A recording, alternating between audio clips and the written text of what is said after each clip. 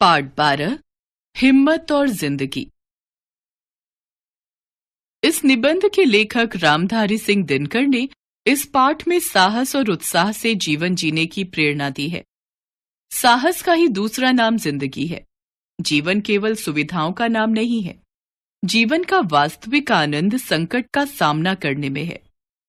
जिंदगी के असली मजे उनके लिए नहीं हैं जो फूलों की छां के नीचे खेलते और सोते हैं, बल्कि फूलों की छां के नीचे अगर जीवन का कोई स्वाद छिपा है तो वह भी उन्हीं के लिए है जो दूर रेगिस्तान से आ रहे हैं, जिनका कंठ सूखा हुआ, होंठ फटे हुए और सारा बदन पसीने से तर है। पानी में जो अमृत वाला तत्व है उसे वह जानता है जो धूप में सूख चुका है, वो नहीं जो रेगिस्तान में कभी पड़ा ही नहीं है। सुख देने वाली चीजें पहले भी थीं और अब भी हैं। फर्क यह है कि जो सुखों का मूल्य पहले चुकाते हैं और उनके मजे बाद में लेते हैं, उन्हें स्वाद अधिक मिलता है। जिन्हें आराम आसानी से मिल जाता है, उनके लिए आराम ही मौत है। जो लोग पांव भीगने के खौफ से पानी से बचते रहते हैं, समुद्र में डूब जाने का खतरा उन्हीं के लिए है। लहरों में तैरने का जिन्हें अभ्यास है, वे मोती लेकर बाहर आएंगे।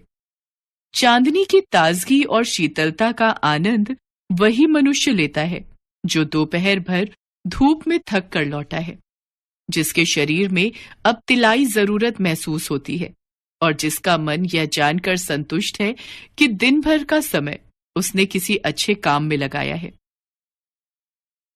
इसके विपरीत वह आदमी भी है जो दिन भर खिड़कियां बंद करके पंखों के नीचे छिपा हुआ था और अब रात में जिसकी सेज बाहर चांदनी में लगाई गई है।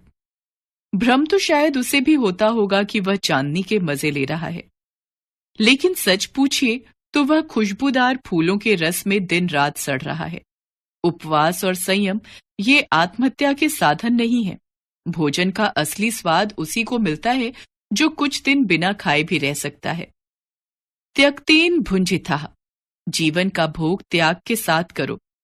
यह केवल परमार्थ का उपदेश नहीं है, क्योंकि संयम से भोग करने पर जीवन से जो आनंद प्राप्त होता है वह निरा भोगी बनकर भोगने से नहीं मिल पाता।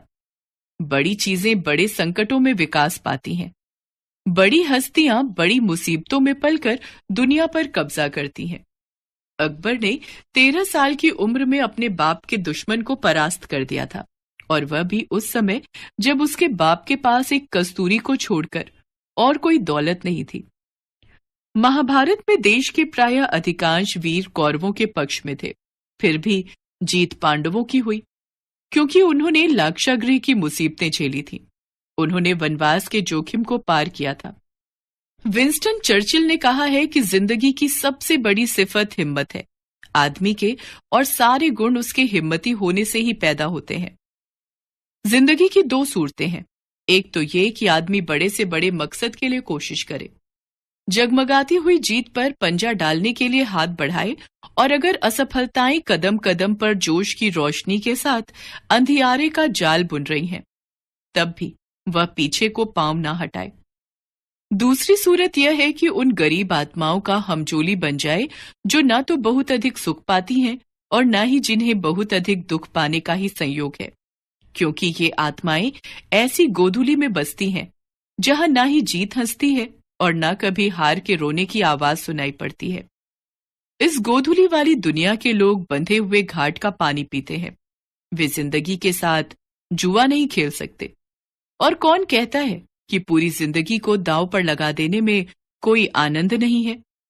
अगर रास्ता आगे ही आगे निकल रहा हो तो फिर असली मजा तो पांव बढ़ाते जाने में ही है। साहस की जिंदगी सबसे बड़ी जिंदगी होती है। ऐसी जिंदगी की सबसे बड़ी पहचान यह है कि यह बिल्कुल निडर, बिल्कुल बेखौफ होती है। साहसी मनुष्य की पहली पहचान यह है कि वह इस बात की चिंता नहीं करता कि तमाशा देखने वाले लोग उसके बारे में क्या सोच रहे हैं। जनमत की उपेक्षा करके जीने वाला आदमी दुनिया की असली ताकत होता है, और मनुष्य को प्रकाश भी उसी आदमी से मिलता है। अड़ोस पड़ोस को देखकर चलना यह साधारण जीव का काम है। क्रांति करने वाले लोग अपने उद्देश्य की तुलना न तो पड़ोसी के उद्देश्य से करते हैं और न अपनी चाल को ही पड़ोसी की चाल देखकर मध्यम बनाते हैं।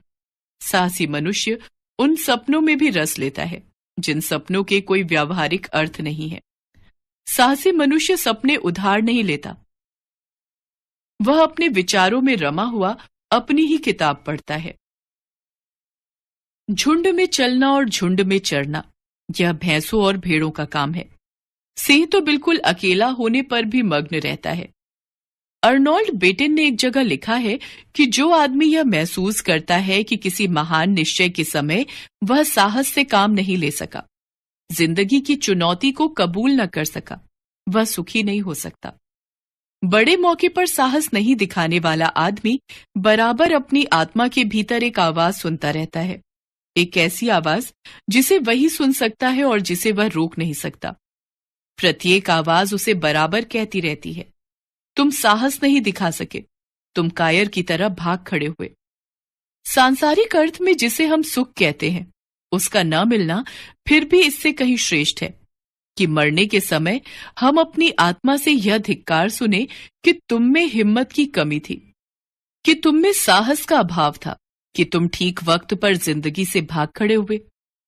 जिंदगी को ठीक से जीना हमेशा ही जोखिम झेलना है, और जो आदमी सकुशल जीने के लिए जोखिम की जगह पर एक घेरा डालता है, वह अंततः अपने ही घेरों के बीच कैद हो जाता है और जिंदगी का कोई मजा उसे नहीं मिल पाता, क्योंकि जोखिम से बचने की कोशिश में असल में उसने जिंदगी को ही आने से रोक रखा है।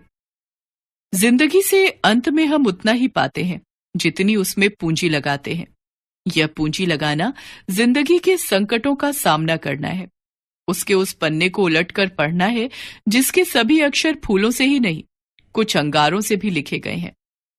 जिंदगी का भेद कुछ उसे ही मालूम है जो यह जानकर चलता है कि जिंदगी कभी भी खत्म ना होने वाली चीज है।